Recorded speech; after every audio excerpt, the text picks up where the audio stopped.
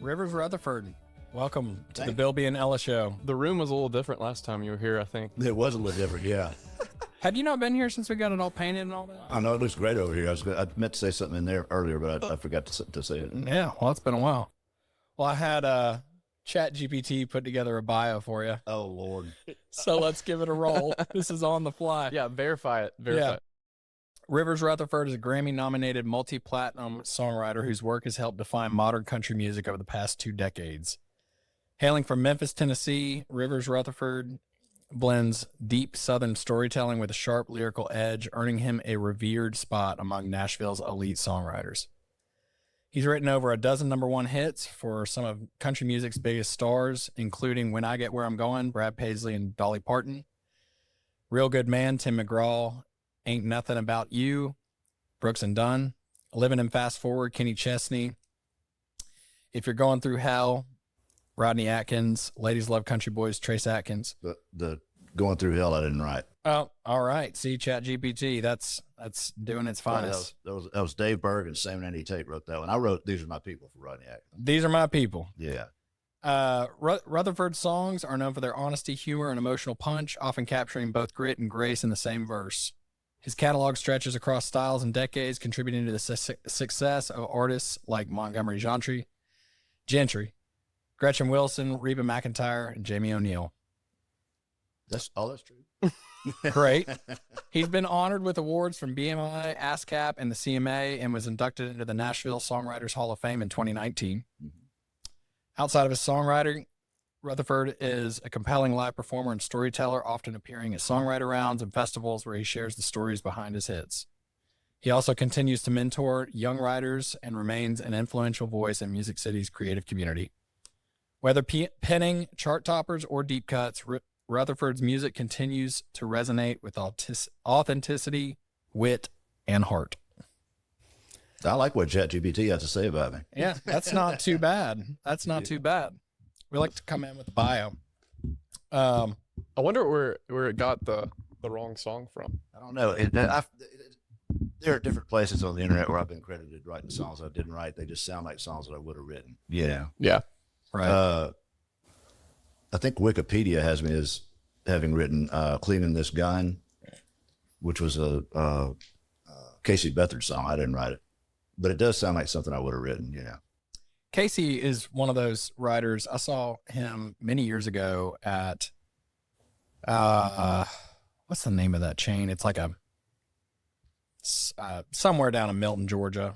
That was Buc-ee's. Yeah, Buc-ee's. This is pre-Buc-ee's. This is probably 10, 12 years ago, but just prolific songwriter. Oh, he's awesome. Good guy. And a great guy. Yeah. His Hall of Fame speech, he really didn't even have any notes, but he just got up there and started speaking, and I teared up, man. He was fantastic. Just strikes me as somebody who loves the Lord and loves life. He's a real guy. Yep. Well, man, what's happening? What's the latest? I'm just sitting here having a dip and a cup of water, talking to a couple of cool guys, you know. I love it. We just had twin granddaughters, so that's pretty exciting, 2 months ago. Congratulations. We have 3 grandsons, 2, 1 and 8 months, and then we just had 2 granddaughters. That's so exciting. It's awesome. It's indescribable. Are they here in town? No, that's the crappy part about it. Okay. My older daughter lives in Little Rock. She's got 2 boys, and my younger daughter lives in Oxford, Mississippi, and she's got a boy and then twin girls. But my wife told me probably 6 months ago, she said, you know, with these twins coming, Cece's going to need a lot of help. And I've talked about buying something in Oxford for a long time. My wife and I both went to school at Ole Miss, and my daughter went there. My son Reese went there, and all of my people went to Ole Miss. And I love the town. So anyway, she said, if you're going to buy something in Oxford, you might want to do it quick, because when those twins come, I'm going to be down there a lot, and you're going to be paying those hotel bills. So instead of paying hotel bills, I went and spent a buttload of money, bought a place down there. You know, That's Nice. yeah, it's, What's your grandpop name? it's Boots. Wow. Boots and Oh, What's her name? Her name is Marmee. Marmee? Mm-hmm. Where did that come from? Well, Little Women. She and my daughters used to watch all the movies, Little Women, and read the books with each other and all that, and they loved it. And so they started calling her Marmee. And then my oldest grandson calls her Marmee, and so we call her Stuck. Marmee. So part of where the name of this, where the name of this podcast came from, Bilby and Ella, are what our nephews call us. Oh, really? So Bilby, and I'm Ella. Yeah, I love Couldn't it. pronounce hill, say- so it was Ella, Hilla. That's great. You know. I was supposed So- to be Willie, and it was Bilby. Bilby. Yeah, I love it.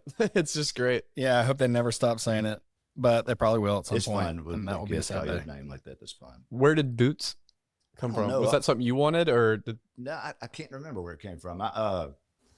They asked me what I want to be called, and I said, you want to be grandpa? And I said, no, I don't want one of those names. I'm too young to be grandpa, even though I'm not. But I said, have them call me Rios.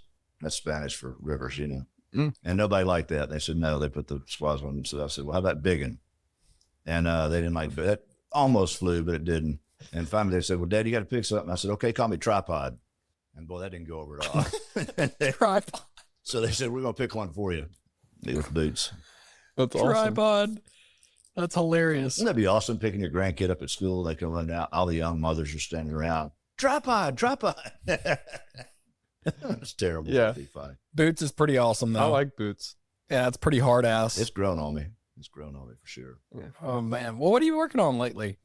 Well, I'm writing a lot. I'm doing a lot of shows. I've been co-producing my son. He's on Big Loud Mhm. and co-producing his album. We've got 8 songs done so far, and we're about to go in and do 2 more. But I'm really excited about it.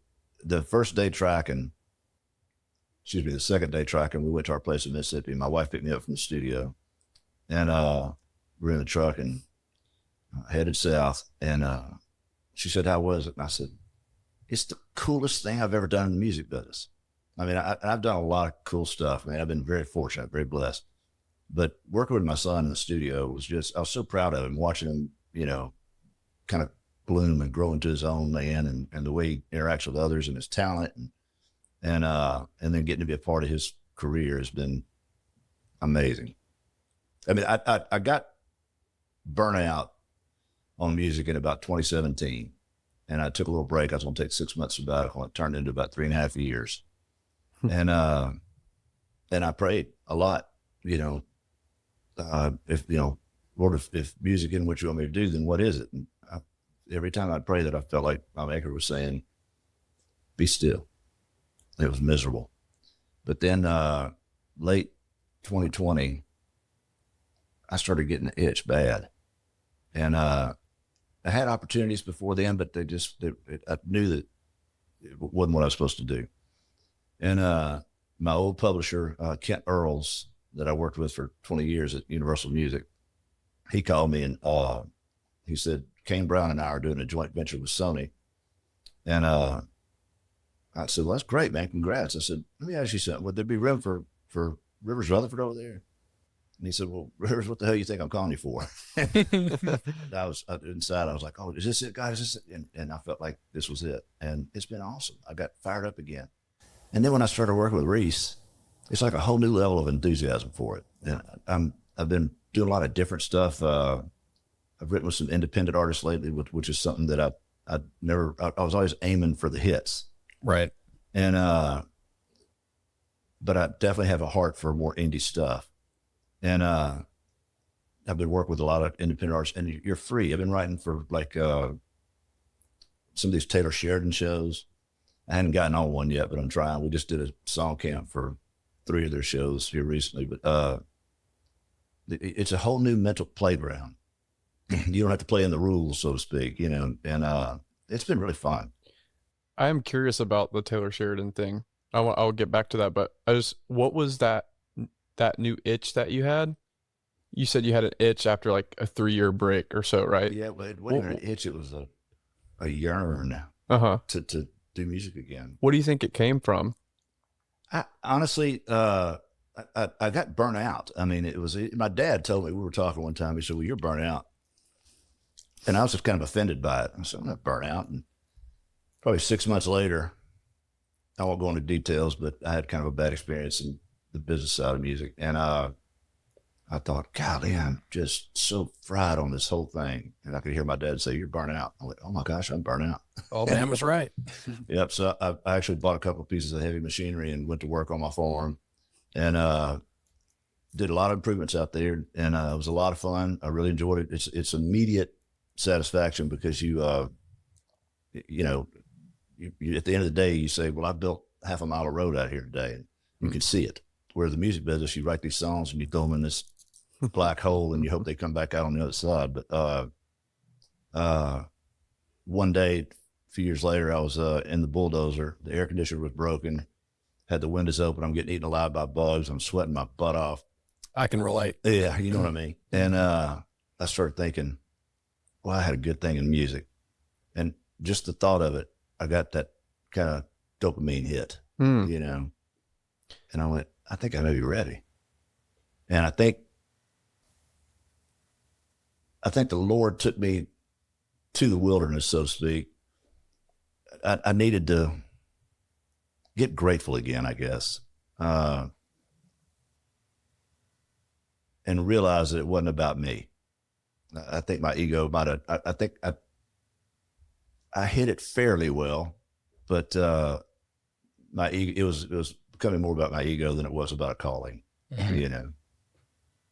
And I have to fight that all the time. I mean, the slightest breeze of praise and the sails of my ego billow for fully, you know. Right. And but God's been good to me. Yeah, we had a guy on the podcast named Richie, and he's written with us too, and he's an awesome, really awesome songwriter, really awesome lyric guy. He talked about ego too, about how it's always been a part of his life. Oh yeah, and it just never. Richie Sessions, are you? What? Yeah, Richie Sessions. Yeah, great guy. Really? Yeah, he was just saying how it's a daily battle. Yeah, and it's never something that it was a thing of the past. It's a daily battle, and everybody pretty much deals with it. We all do it. I mean, we're all created to bring glory to God, and the fundamental nature of fallenness, of being a sinner, is that we want to be the one on the throne being praised. I think that's true for everybody. Mm-hmm. And we find different ways to try to make that happen. Yeah, certainly getting drawn out into the desert and having an ego death is necessary every now and then. No, I mean, I could relate to that. I felt from a young age that music was part of my calling and part of my purpose, and, you know, moving to town and finding a lot of inauthenticity. It's a tough word to say. That is a hard word to say. Especially for, just a Georgia boy. But, yeah, I mean, moving to town and, it's like, okay, I know this is going to be a long road, but you called me here. And honestly, the journey with God and the wrestling with it has been more rewarding than the actual music itself. And the music business is sort of a wilderness, because you're you feel like Abraham. You've got a cushy thing. You've got a future that you could go into that looks stable and whatever. But you feel this call, this I don't know, urge, pull, and you're going out into the unknown, and you don't know if you're ever going to have any hits. My wife and I, when we first moved to Nashville, I've told this story 1,000 times, but we were at a grocery store out in Noblesville when it wasn't a suburb, back when it was a separate, I mean, it's still its own township, but it's basically a suburb now. But we lived out there, and there's one grocery store in town, and it was Friday afternoon, so it was packed, and it was fairly small, but we come up to the cash register, and the old grocer, the guy that owned it, he had one of those old timey stands at the front of the store, where he stood above everything. He could see down the aisles and look at his employees and all that. And he saw me, and he came down. He had not a very pleasant expression on his face when he saw me, and he came down off that stand. He said, "Mr. Rutherford, do you want to pay for these groceries or cover that check that bounced last week?" And I was humiliated. Everybody in town was there and saw it, So I said, "We'll cover that check." And when I did, I turned. I had my 15 or 16-month-old on my hip, and my wife had the 1-month-old in the baby carrier. And I said, "Allie, you got a checkbook?" She said, "Yeah." And she picked the baby carrier up, and he's like, "I forgot about the baby. Just don't worry about it." I go, No, owe you money. I'm going to pay you.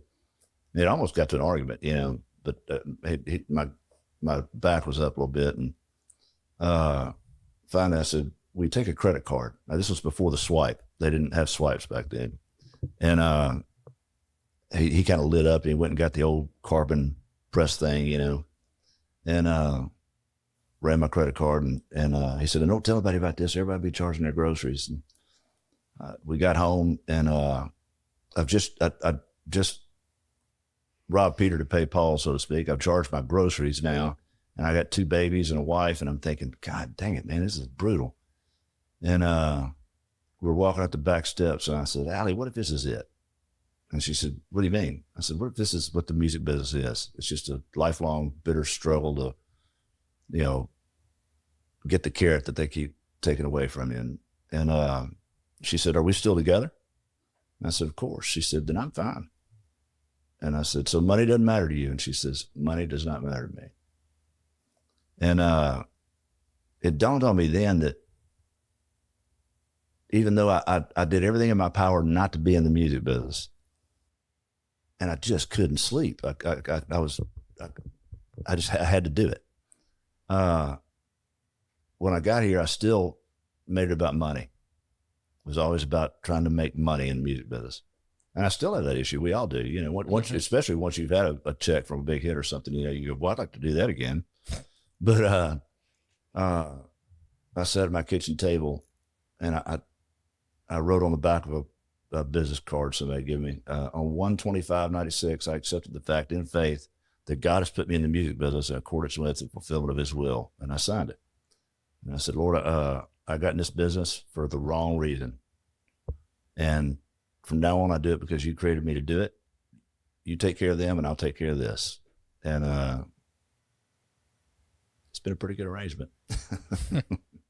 Has that ever, I'm sure throughout you've had moments of ups and downs, probably daily, but that's pretty profound faith and commitment.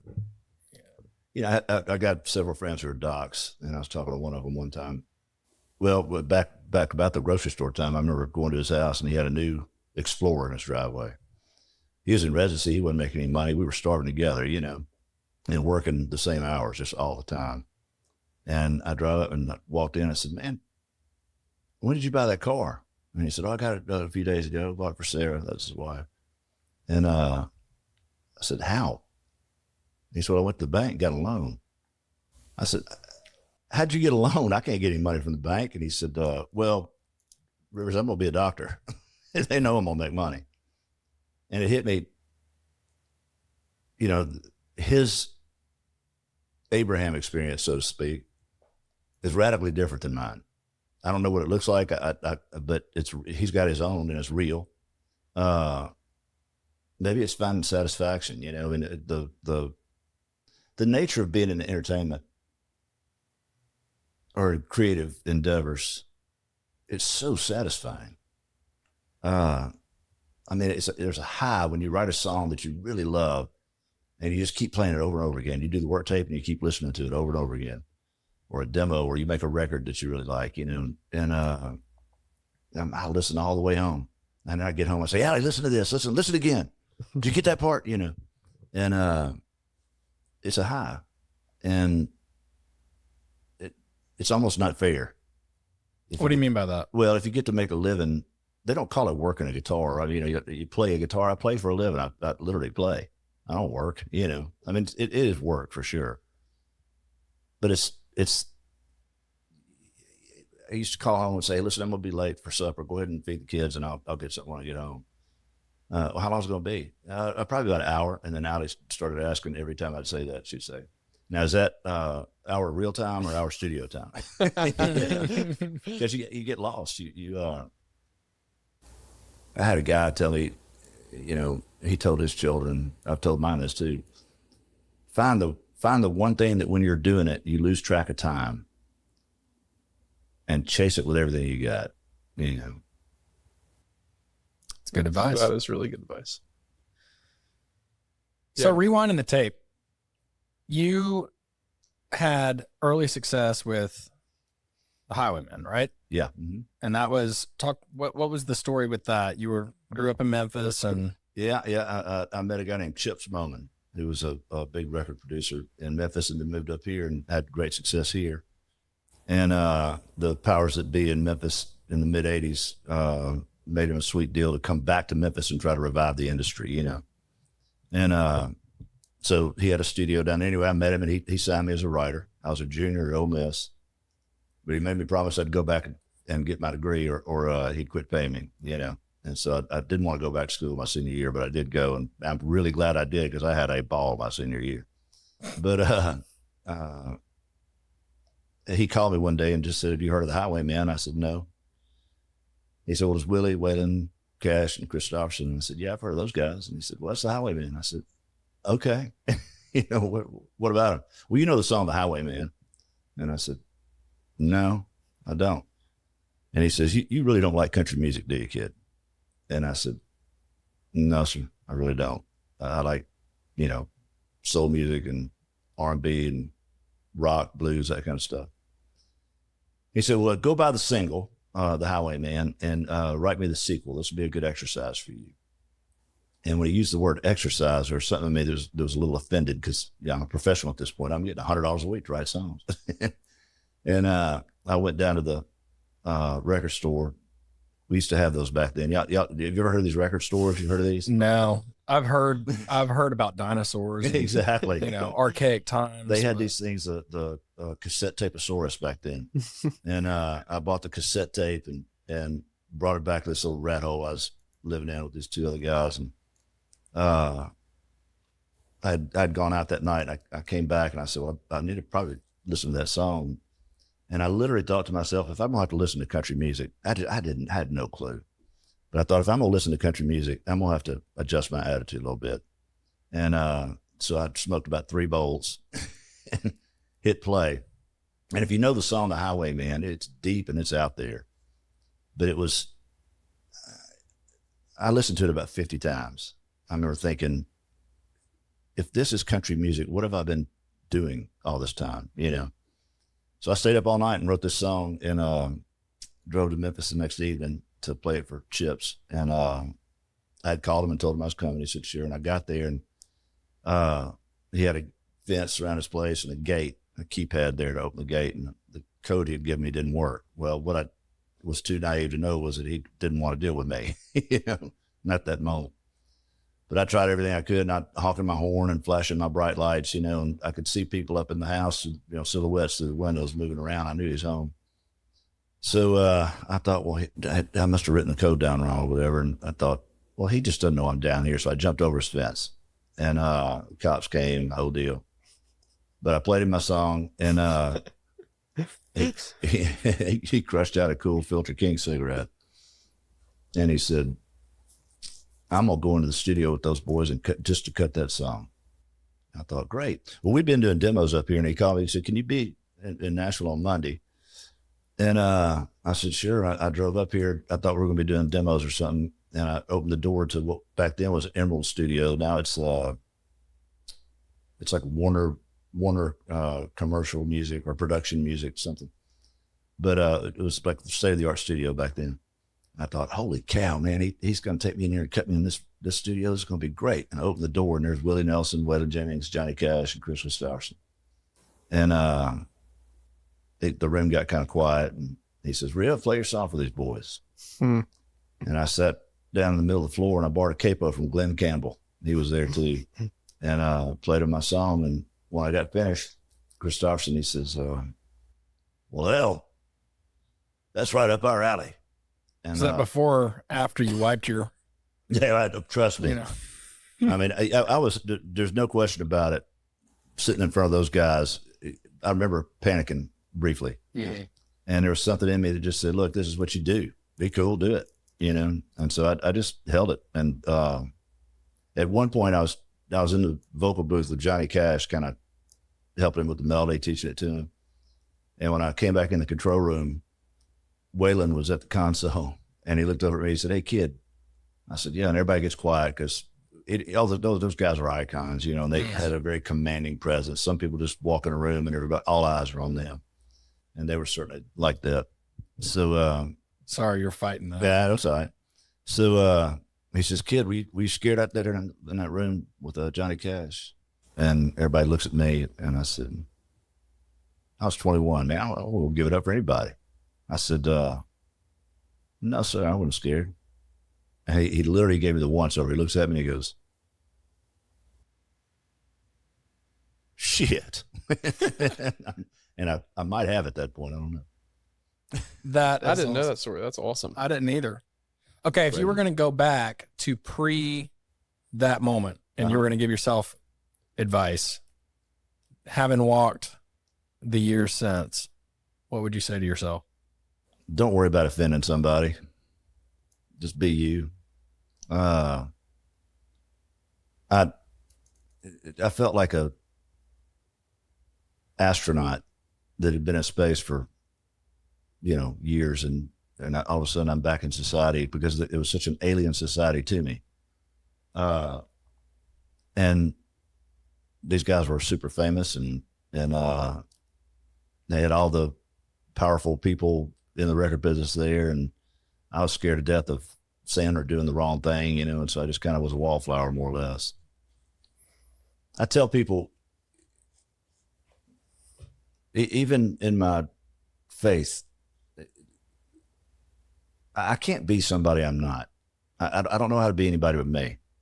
And that's going to mean that I can't get along with some people. It's going to mean that I offend some people. And it's going to mean that some people are going to think that I'm not a real believer, and that's okay too. I try to live my life for an audience of one. A good friend of mine, preacher friend of mine, told me that one time. Live your life for an audience of one. And my reputation doesn't even belong to me. It belongs to my maker.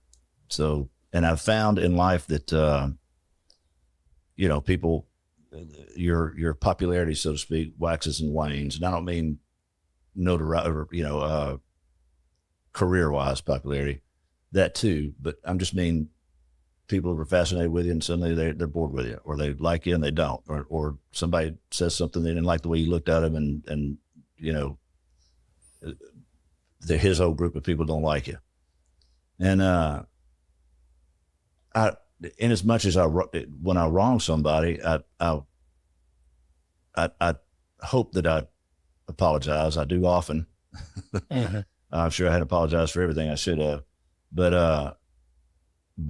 if I feel like my maker is pleased with me and I'm in a relationship with him, I can't control what people think about me, and I don't worry about it. And I found that the Lord takes a lot better care of my reputation than I do,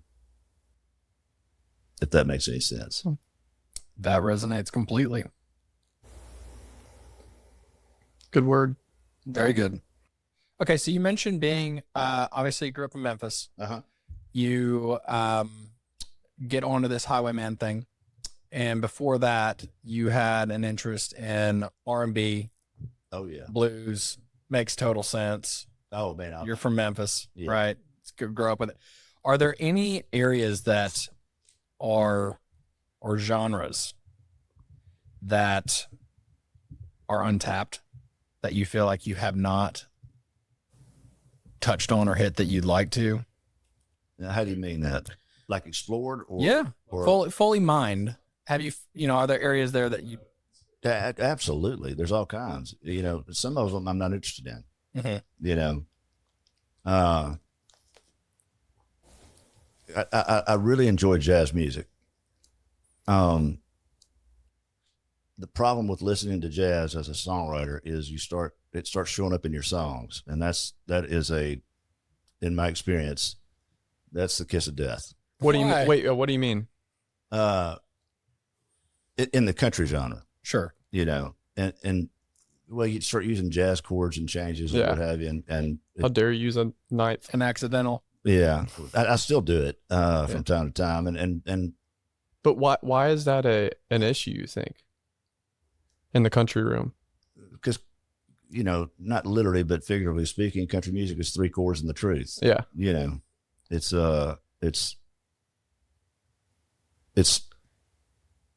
making an art of simplicity.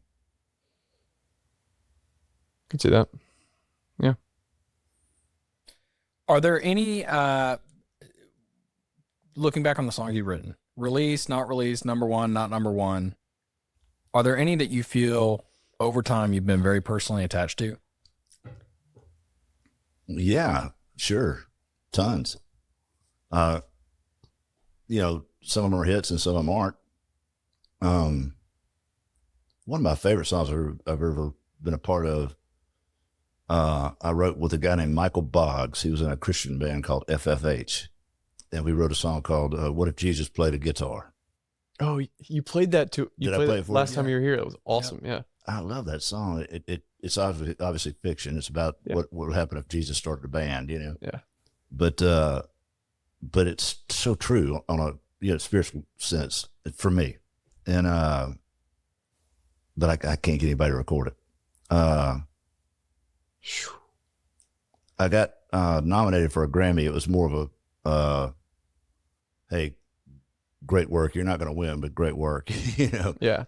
kind of thing. I was the dark horse, but and I appreciated the nod very much. But it's called "I'd Love to Be Your Last." It was recorded by Clay Walker. Cut it once. Gretchen Wilson cut it. The Gretchen got nominated for a Grammy, and it's been cut several times. But you know, y'all probably never even heard it. It. And I go, God, song. I love that song so much. I mean, I could name 50 more for you. It just, I look for the sweet spot for me is where art and commerce intersect. And it's not common. It doesn't happen a lot. But when it does, man, that hits right between the eyes. Like The House That Built Me, or I Can't Make You Love Me. Yeah, you can think of 100 of them, but that's where I want to be. I'm aiming at that when I write songs, but I follow the muse, and the muse, you know, is that itch, that thing in your soul that you're trying to scratch. I follow that, which means I'm going to err on the art side, and most of the songs that I'm talking about are probably just a little bit too artsy, you know. And you said you were kind of delving that with your son, kind of blending in the two of really focusing on the genuine art side, but also the commerce side. So how are you behind a lot of your son's songs? Do you write together? We do. And just to interject, River's son, Reese, is RHYS. RHYS, has recently released an EP, right? Yeah, he's on an album with they call it the Cadillac Sessions. It's him and Ernest, Right. and two other young men that Ernest got signed. You know, Ernest signed with Big Loud. Cody Loden and Chandler Walters. Cool. They did a compilation. I mean, Ernest did an album with Morgan Wallen and maybe somebody else. I can't remember, but it was called the Mixtapes. Yeah. You remember that? Yeah. Oh, yeah. So Hardy? Hardy Yeah. was on it. Yep.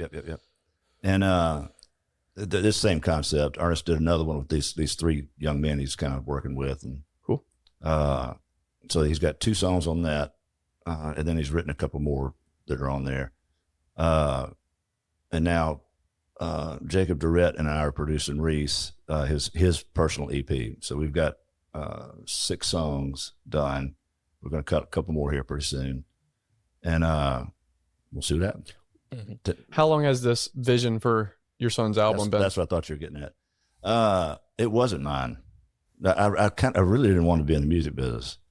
I sent him to Ole Miss for 1 semester and looked at his report card and jerked him at Christmas. And then that was twice I did that. The next year he went back and the same thing happened. So when he came home, I said, son, what do you want to do with your life? And he said, Dad, I've been trying to tell you for 2 years. I want to do what you do. And that hurt on several levels. One, this is my son, and I didn't listen to him. He's been trying to tell me for 2 years, and I didn't hear it. And number two, I'm thinking, son, please don't be in the music business, But I said, well, if that's what you want to do, go to the woodshed and write me 100 songs and come back and play me your 5 best ones. And he said, okay. And I figured that'd keep him busy for a year or so. And about 3 or 4 months later, he said, Dad, I've got 5 songs I want to play for you. I said, okay.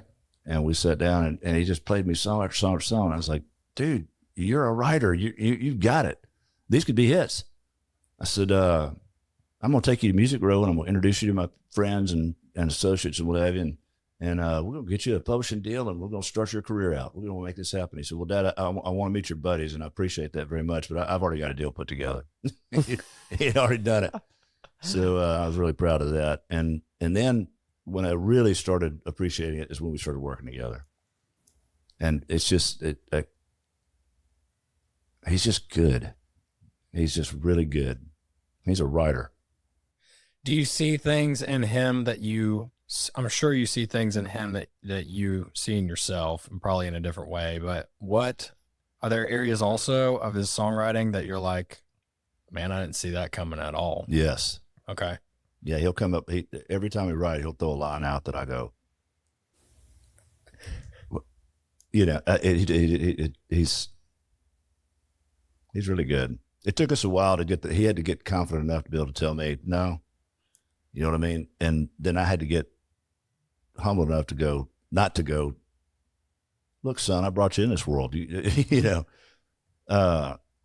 really got a happy thing going, a real good balance going. Yeah. How does he work with you? Because I know that when we've written that we're learning a lot from you because you're a vet. But how does that work? What's the balance like in the room when you're writing with him? Is it usually just with him? Was it somebody else? What does that look like? It's both. Yeah. There's usually somebody else in the room. Okay. But not always. He's just a co-writer. When we're writing, and even I work with a lot of young people. When I came back to the music business, I signed a publishing deal dated January 1, 2021. And I sat down with my publisher and he said, well, I know you like to write with so-and-so and so-and-so. And I said, no, but I do. Yes, of course. But I said, I want you to treat me like I just stepped off a Greyhound bus. I got no track record at all. And I want to start with the new generation and come up with them. And he kind of smiled. He said, I think that's a good idea. And it's been humbling for sure. And difficult. And I'm still, but it looks like it's working, and it's been so fun. So all that to say, these young people come in to write with me, and they'll say Mr. Rivers or Mr. Rutherford or yes, sir, or no, sir. And whenever they start that, I go, look, when we're in that side, you can do that all you want. I appreciate your mom and daddy raised you right. But when we're in this writing room, we're peers. We're the same age. We're let's just don't, you know what I'm trying to say? Absolutely. And Reese has definitely taken a hold of that. I used to not want to hang up my awards and stuff, and I still don't like it. But I came home one day and my awards were hanging all over the place. And I said, honey, I told you I don't want this stuff. And she said, well, honey, we got friends that come over here and they want to see it. They asked to see it, and somebody paid for that for you. And you should be ashamed that you don't want to display it, And I was telling a buddy of mine, kind of a mentor to me, about it. And he said, why wouldn't you want to hang them up? And I said, well, when a younger writer or a new writer comes in, I don't want to be intimidated. I want to feel like we're on equal ground. And he said, they're already intimidated. And I thought, So the same was true with Reese when we first started working together. He was intimidated. And, but I think the biggest part of co-writing is daring to suck. You know what I mean? Yep. You just got to be willing to lay it out there and look stupid. That's what art is vulnerability. Yeah. My wife used to read through my lyrics and she'd say, what's this about? Yeah. I quit writing them down. I don't write anything down. That speaks to, I was going to bring up, like, as far as creativity, I mean, everybody's got a little bit of a different take on how they create. You know, for me, it's typically, you know, I'll land on kind of a lead lyric or a hook, you know, always looking for a hook, but sometimes it just writes from top to bottom. Yeah. And jumping in the room with you and writing that Coast of Tennessee song was an interesting experience, because it's like, well, you know, Rivers is just figuring this out. I'm scribing it over here, you know, like, well, I hate got to that. make sure. No, not in a bad way. It's just, it's fascinating to watch and experience, because you are, your memory of the song as you're going, it's like you're figuring it out and you're just going. Well, I have had people get offended, and actually a few people have said, what am I, your scribe or something? And I go, look, man, it's not because I'm expecting you to do all the detail work or whatever. Yeah. If I write it down, then it's there. If I don't write it down, it's in here and it floats, and I can move stuff around and look down. You know, if that little chunk I just spit out is going to take us here, I can still, instead of looking at the page, I can kind of shove it aside and maybe I can get over here now. How do I get over here? Well, okay, let's redo that first verse. You know what I mean? It's fascinating, because I can't do that, or I haven't been able to do that. If it's not written down, then it's hard for me to keep in my mind. Yeah, it was I think it was a developed skill, and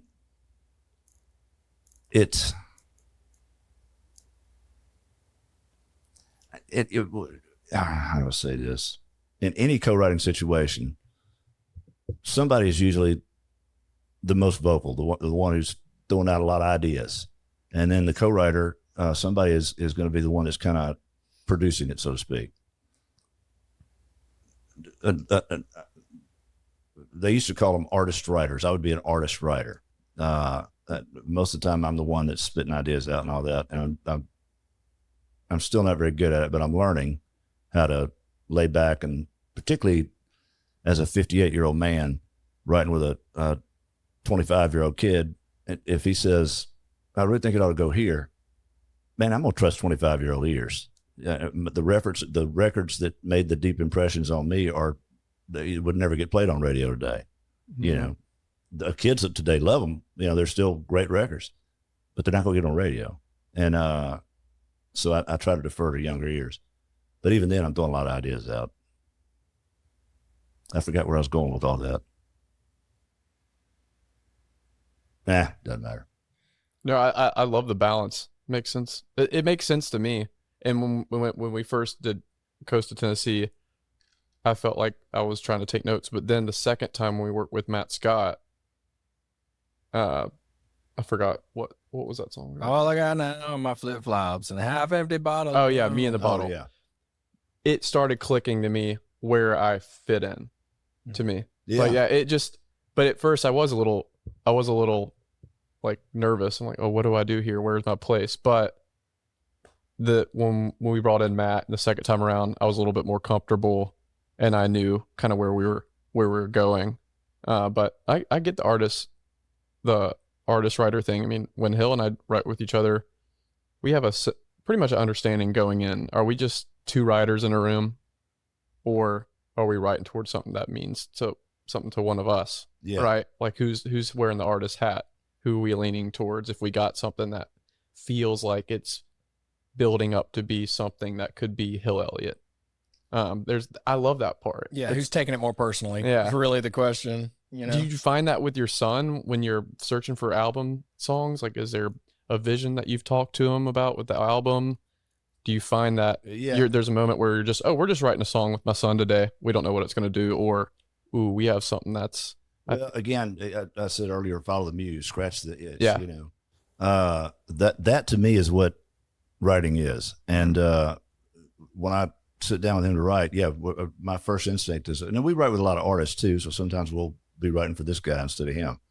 But, you know, I generally I'm thinking about him. Yeah. What does he need? What would be good for him? But I follow the itch.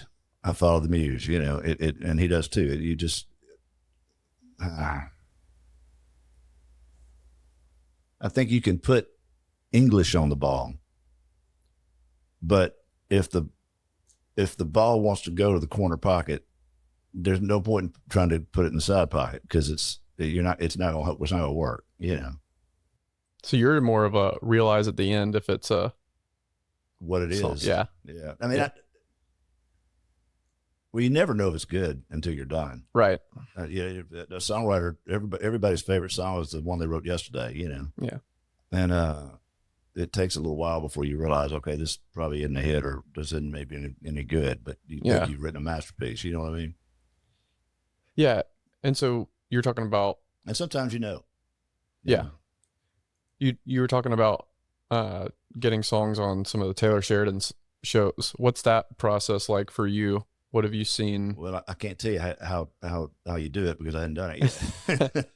Yeah. I had 3 songs that the music supervisor, wonderful person, Andre von Forster, not von Forster, von Forster, yeah. Doesn't matter. Avon is what everybody calls her. Mm-hmm. I was talking to her Tuesday, I guess, and she said, Rivers, you know, we had 3 of your songs in the deal to picture and everything, and they wound up getting replaced with just composed music or whatever. And she said, we're gonna make this happen. You know, keep sending me songs. I said, I will.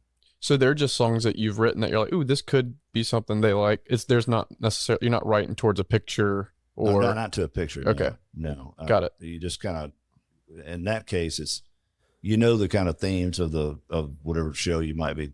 You know, for me, Yellowstone was the benchmark. Yeah. I wanted to be in Yellowstone so bad, and I just kind of missed the boat on it. But I wrote several songs for it, and it was one of my favorite songs I ever wrote. Warren Ziders just recorded it. It's called "Dry High Desert Road," and he and I wrote it with Eric Paisley. But I sent it to.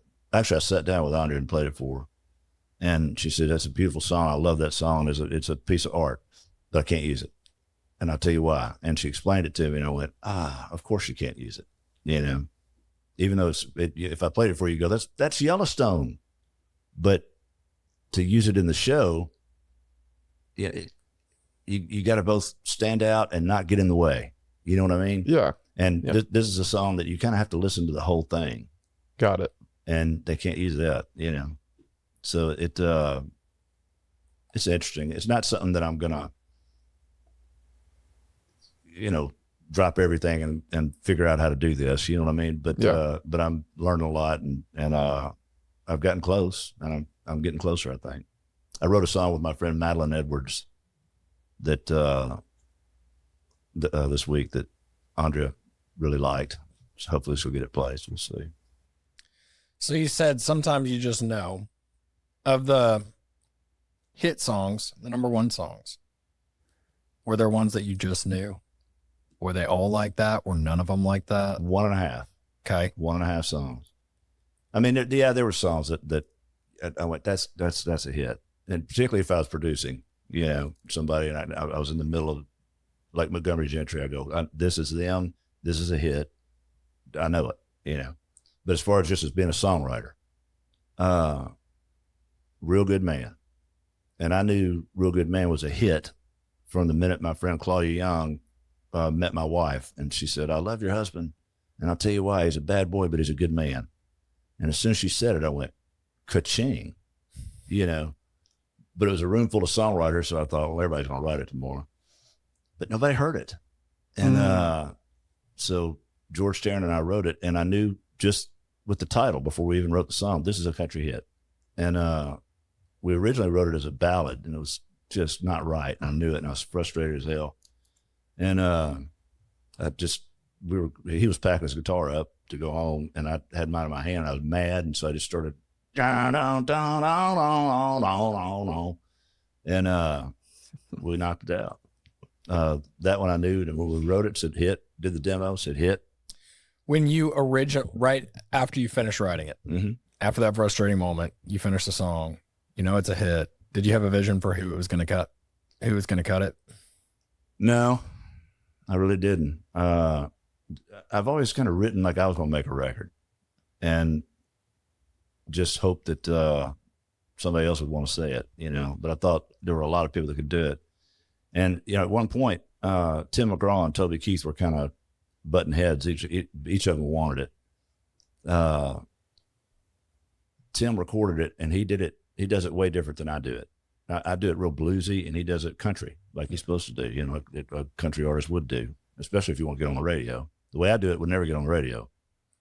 But so when I heard his version, I didn't like it because it was different than mine. You know, and I had demo envy, and I thought, man, only if Toby could have gotten it, man, I know he could have done something with it, you know. And then I was in Baton Rouge, Louisiana, in a friend of mine's driveway, and he got in the truck, and as soon as he got in, Real Good Man came on the radio. It was the first time I heard it. I said, oh, this is my song. We sat there and listened to it, and halfway through the first verse, I'm thinking, God dang, this sounds like a hit. And I totally get it, you know. And my buddy turns to me and he goes, You're crazy. This is a hit. You know, you're right. It's funny how that stuff works. And then the other one was When I Get Where I'm Going. But what's funny about that, we wrote it and did the work tape, and we listened to it like 3 or 4 times. And I looked at my co-writer. I said, this is a smash. And he said, no, it'll get cut. He was older than me and sort of a mentor. He said, it'll get cut, but it's not a smash. It's an artsy song. And we were both right. It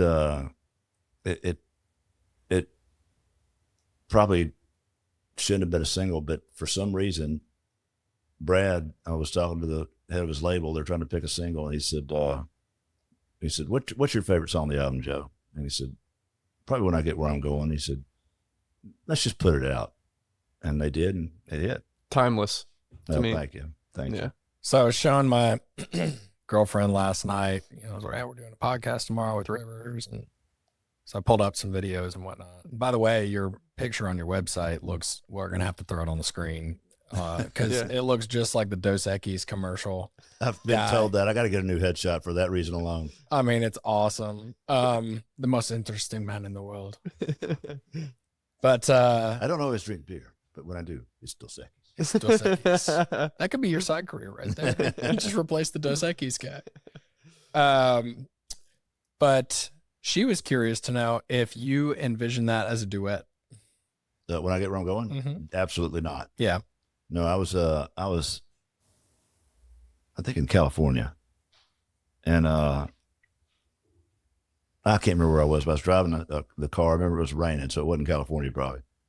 And my cell phone rang, and I answered hello, and it was Kimberly Paisley, and she says, Rivers, Brad just had Dolly Parton sing on When I Get Where I'm Going. You got to get down here and hear it. It's amazing. I said, oh my gosh, you got to be kidding me. I said, I can't, I'm out of town, but I want to hear it. And she said, oh my gosh, can I talk to Brad? And she said, yeah, hold on one second. He says he'll call you back when he quits crying. And I went, yeah, and I can't hear. I'm out of town. I can't even. I got to wait for. So I got back in town. I called him. I said, can I come here? He said, yeah, I'll get you a copy of it. And I go, oh great. Who knows when that's going to happen? The next day, I was writing with the guy George Charon that I wrote When I Get Where I'm Going with, and we're sitting there and getting ready to write a song. And I looked over, and there was a CD somebody had slid under my door. 5 minutes before. I said, hold on a second. I went and got it, and it was When I Get Where I'm Going, not for distribution, you know. Nice. And I said, oh, this is our record, man. You want to hear it? And he said, yeah. So I put it in. We played it, and when it was over, neither one of us said anything. And I just played it again. And we didn't say anything, and I played it again. It was about 4 or 5 listens before somebody said something, you know. The Dolly thing was amazing. It was a total surprise. The whole Hallelujah thing, that we didn't write that. That was totally her ad-libbing. What a neat story. Very cool story. That's like one of my dad's favorite songs. Oh, man. It's pretty cool. Thank you. It's full circle moment right here for me. Yeah, I remember hearing that song growing up. Man, it impacted me. Are there any areas that you don't want to write about? That's a great question.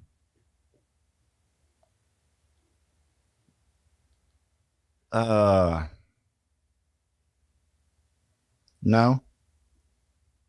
I mean, if I'm telling the truth,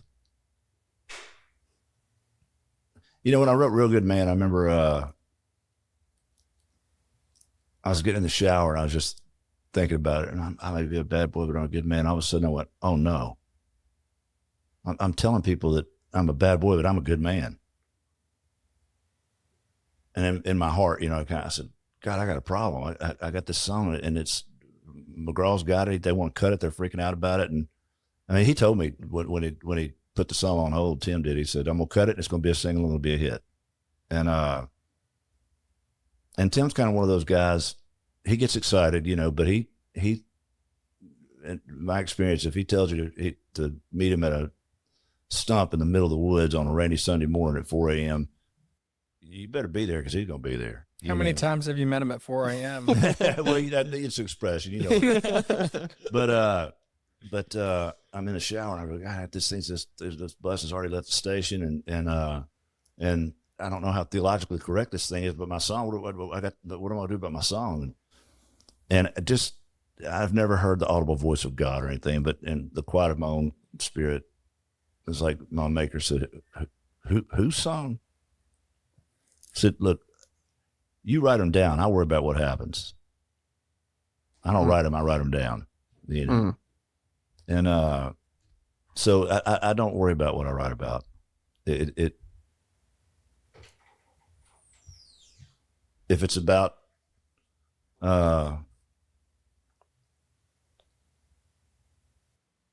no, I don't worry about what I write about. One thing that I really appreciate about you, and it's kind of just leaked. I was having this conversation with my dad yesterday, just going through life, coming up on 30 years old, just relationship, purpose, all that, and I don't know why, but I've always kind of had a little bit of a leniency towards Christian music. A lenient? Like just like leniency isn't the right word. Just kind of like aversion. Yeah, aversion, I guess.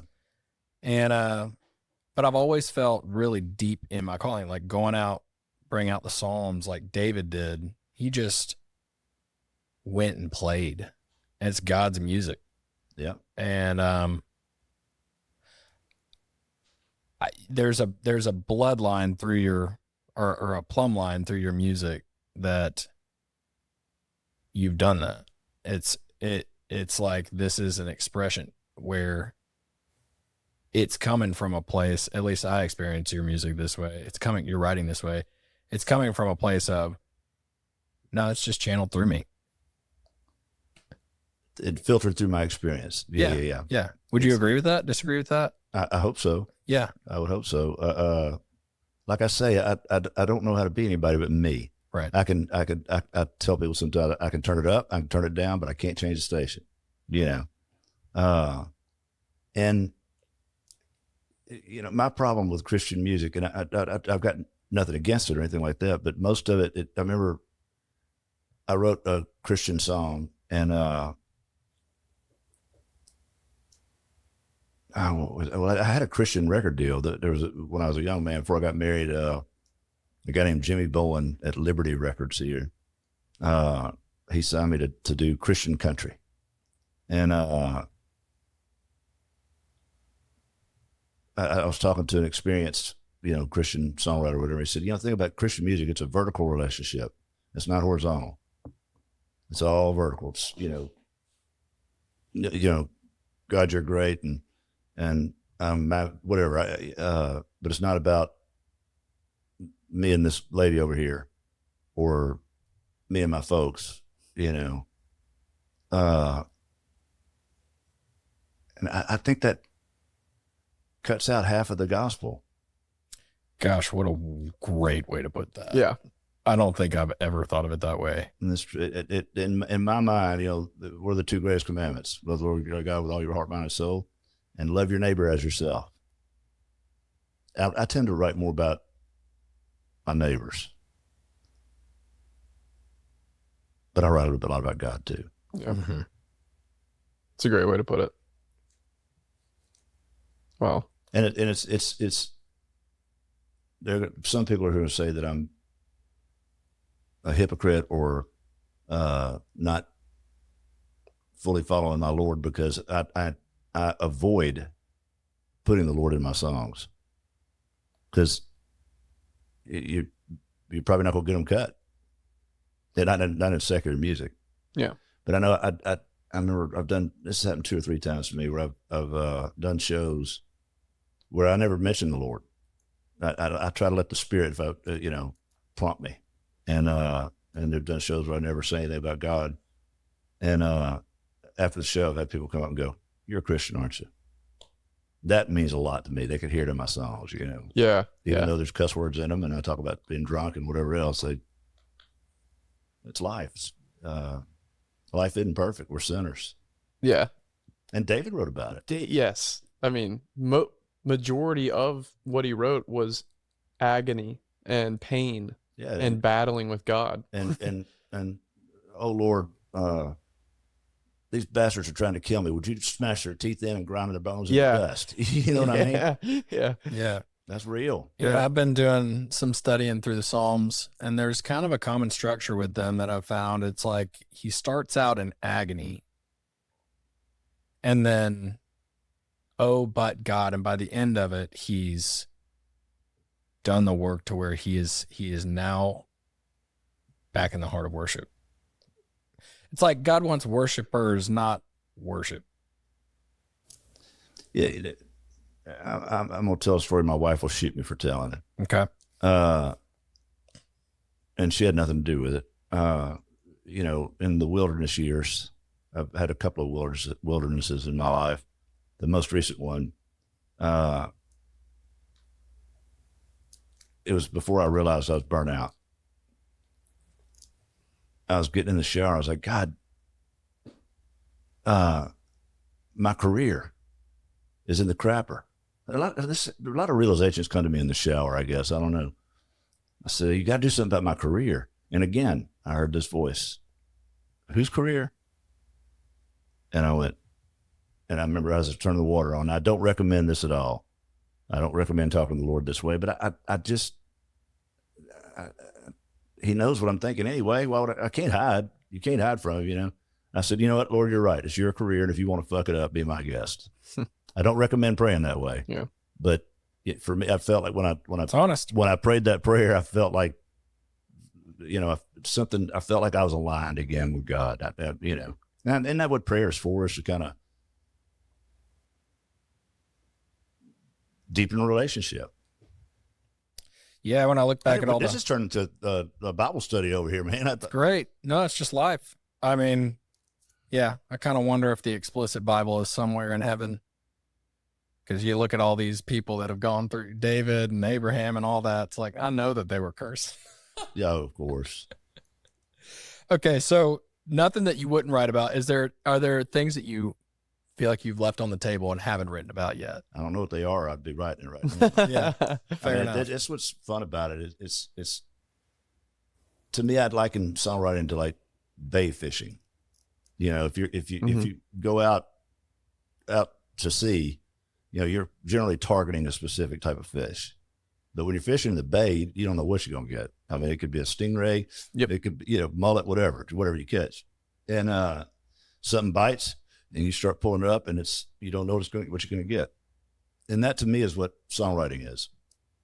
I get an idea or a line or a picture in my head, and I kind of drop it down I just kind of cast it out into the bay of my own experience, and I reel and I see what comes up, and that's kind of how I write. Does that make any sense at all? It does. Yeah, it makes total sense. Makes total sense.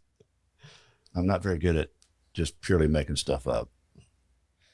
So I think a lot of people have had this question, at least when I've been around and Monroe's been around and all that.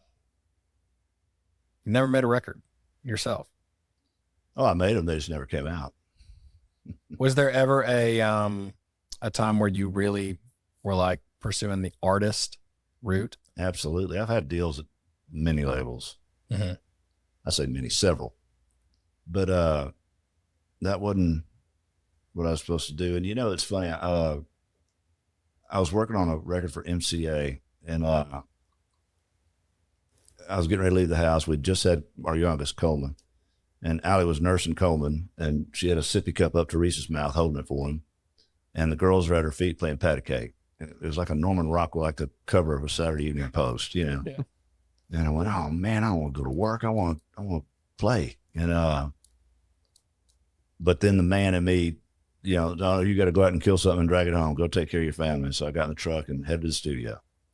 And about halfway there, it hit me. If what I intend to do today, if I succeed at it, what's going to happen with this? I'm probably going to have to kiss this goodbye for about 10 years. And I went in and I said, I don't want to do this anymore. Mm. And I thought I was making a big sacrifice. And I've come to find out that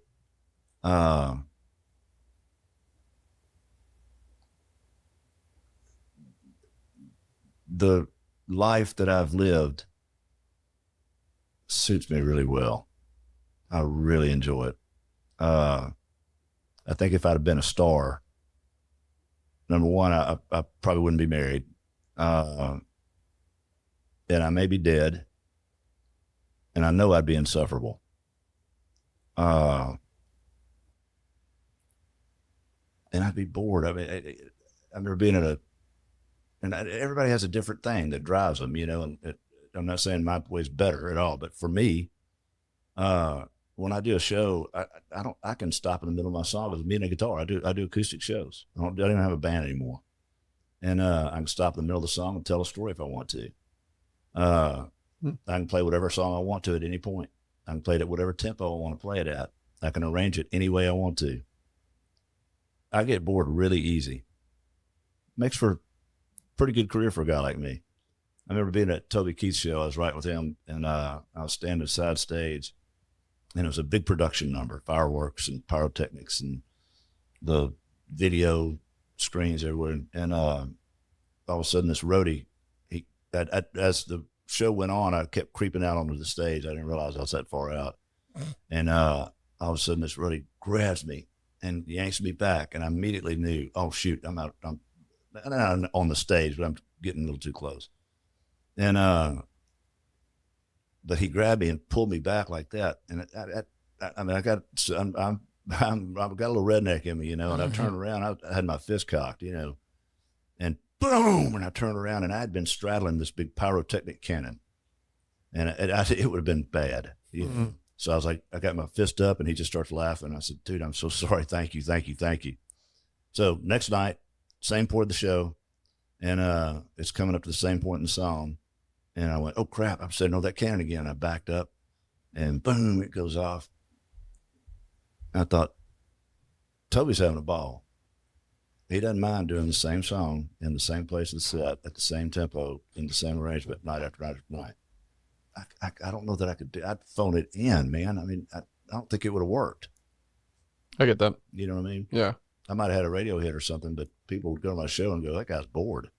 What's fascinating about that is that you engage with the audience in a different way. Yeah, it's a totally different thing. The kind of the size of audience I play to, and the venues and what have you, and stadium. But even your part in the puzzle, it's like you're thinking audience, like what you were saying earlier about vertical and horizontal. It's like your engagement with the audience is the human-to-human interaction of here's the story that can be related to. And it sounds like Toby, I mean, as prolific of a writer as he was. Oh, he's great. And he found, yeah, I mean, I never had a chance to get to know him, but that was actually my first record, or my first CD was a Toby Keith. Is that right? CD. Yeah. Yeah. I remember I was out back. My parents had a pool growing up, and it was my birthday, and I got a CD player, and I got Toby Keith Unleashed 2. Oh yeah. That was a good one. That was a good one. He was a deep cat. He had his his literature was unbelievable. You could name a song from any genre. I remember we were talking about like Mary J. Blige or something, and he just started rapping off every lyric, every word. He had an incredible memory. So He's a human jukebox. He really was. Yeah. If Jesus played the guitar, one of your What if favorite Jesus songs. played guitar? That's never been released by anybody, right? Yeah. What's stopping you from just releasing it? That's a great question. I mean, I get people all the time, where can I find that song? I go, I'm so sorry, I don't have anything. There's no place to get it. And I've got to do an indie record. I've got to do one. I hadn't done one in 10 years or more. And, used to, I would take some of my demos and doll them up a little bit, and then I might record 3 or 4 songs, and I'd put it together, and that'd be a little album that I would sell at shows, CDs.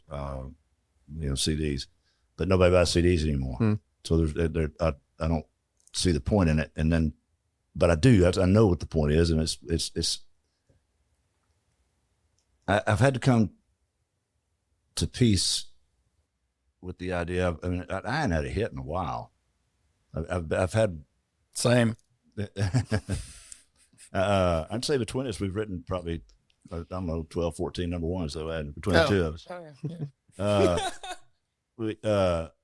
How many you got? 12 or 14? I don't. It depends on how you count. But no, what I want to tell you. Oh, I think there's some songs that I've written. For instance, I wrote a song with Warren Ziders, and this is another one he just recorded. It's called "Choosing My Addictions." So he came in and he said, "I got this idea, and it's choosing my addictions over you."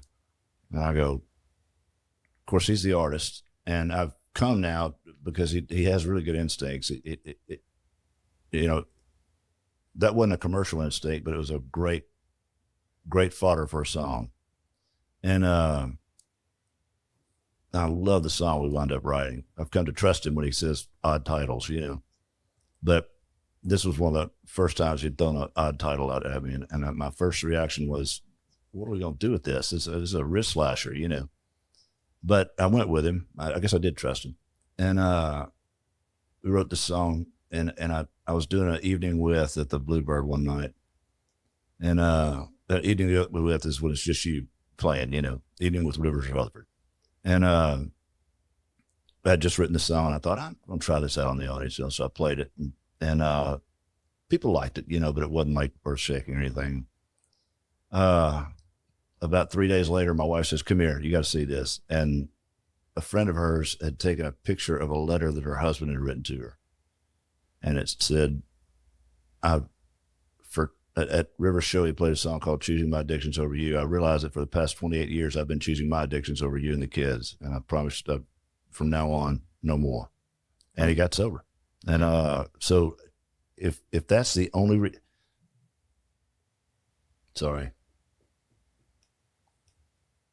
if that's the only reason I wrote that song, it was worth it. You know what I mean? And some songs have broad impacts and some have deep impacts. So I'm glad I wrote it. You got to follow the muse, man. You got to. And again, I didn't even write it. I wrote it down. You know what I mean? It's maddening. Johnny Mercer said, "Great songs aren't written; they're discovered."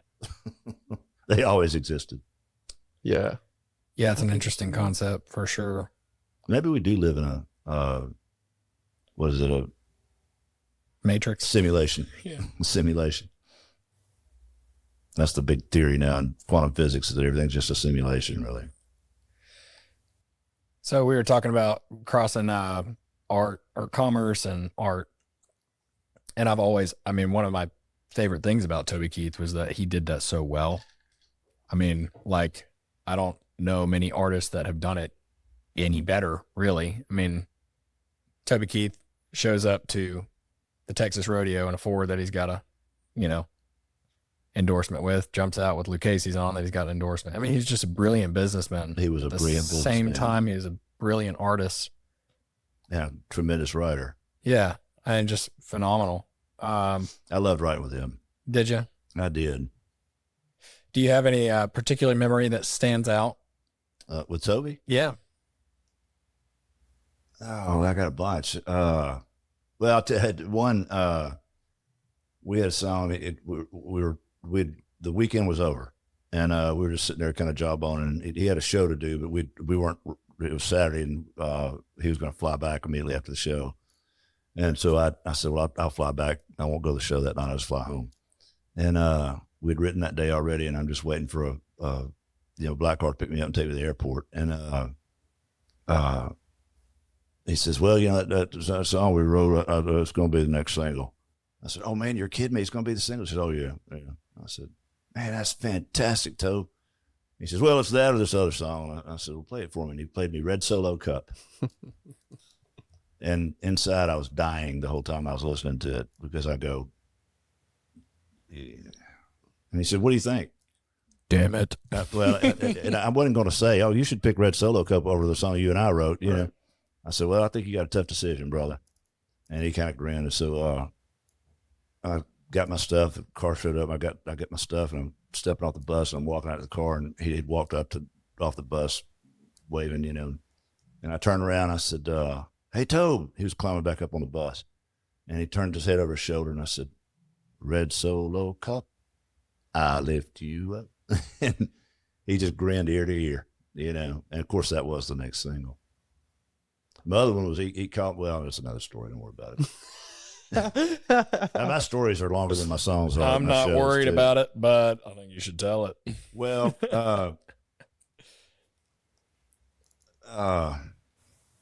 what's that guy's name down in Texas? The road goes on forever and the highway never ends. What's his name? Not sure. I can see his face plain as day. I can't remember his name now. He also, that Family Christmas was another one of his big songs. Anyway, he's big buddies with the Dixie Chicks, and Toby and the Chicks were in a big feud, and he and I had written a song that came out, and it was a hit. It was going to be a big hit. All the indications were. But it was called "The Bullets in the Gun," and that Senator Gabby Giffords from Arizona got shot when that song was at about number 8, I guess, and so everybody west of the Mississippi pulled it, but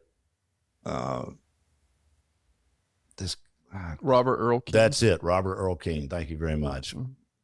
So Robert was quoted in one of the trades as saying that the hook of Bullets in the Gun was, he said he wrote "The road goes on forever and the highway never ends." We wrote "The cards are on the table and the bullets in the gun," and his claim was that we stole it from him. And I go, I didn't know about it. Toby called me one morning. He said, have you heard about this thing? I said, no. He said, I'm just reading in Billboard or whatever it was. That he says, you and I stole this song from him. And I said, what? And he said, well, this is how he explains it. And I went, well, that'll never hold up, But I said, I'll tell you what, Toby, if I'm going to get sued over a song, please let it be this one. And he fell out laughing. And I still don't know what was so funny about it, but he just laughed his butt off. That big old laugh. Mm-hmm. Well, he didn't tell any of us what was going on. Mm-hmm. Okay, so I guess to kind of wrap this, you said you're 58? I am. 58, okay. So you're, and married 33 years today. Congratulations. Thank you. We were talking this morning, just talking through our week and, things we're going through and working through and that kind of stuff. And kind of spilled out of my mouth. And then it was like, oh, it's kind of profound. You spend the first 40 years of your life gathering people, gathering friends and walking life. I know where you're going, I think. And the next 40, losing them. God, I never thought about that. Which, gives you a different perspective on life. That's a heavy thought for a young man. Wow. I gather you have those heavy thoughts as a young man yourself. I had a few of them, not that one though. Yeah. So going over, not pre-forecasting your death or anything, but looking at the next 20 years, given where you've, from the very beginning to now, and now to the end, what is the legacy you want to leave behind? Man.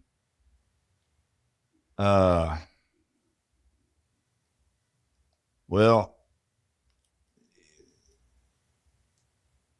on Music Row, I always said, when I leave, finally hang it up or die or whatever.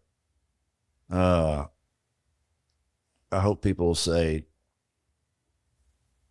that guy he did it right. He was talented. He held the bar up high, and he treated people the way he wanted to be treated.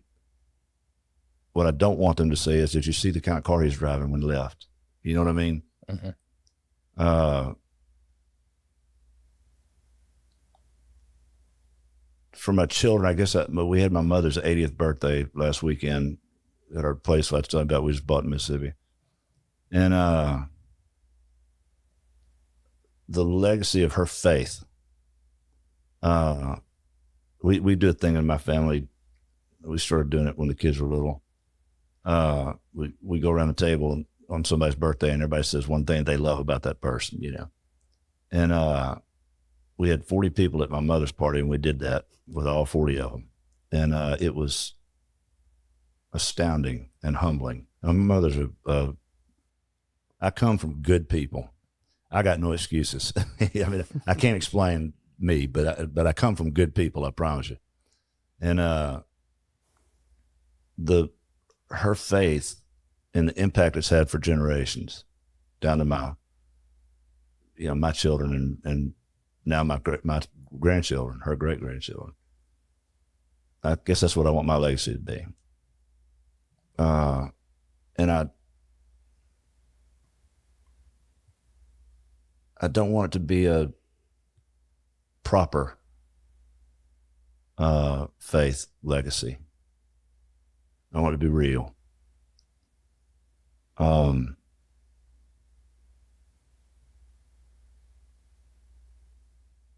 for my wife, just that I hope she'll think back and say he loved me well and knew me, And my friends, same thing, I guess. Well, that's awesome. Well, thanks, man. Thank you for having me. This was fun. This is awesome.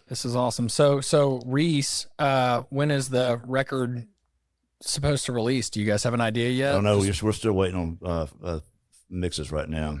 Cool. We hadn't even got the first mixes back to tweak. Excited to keep up with that.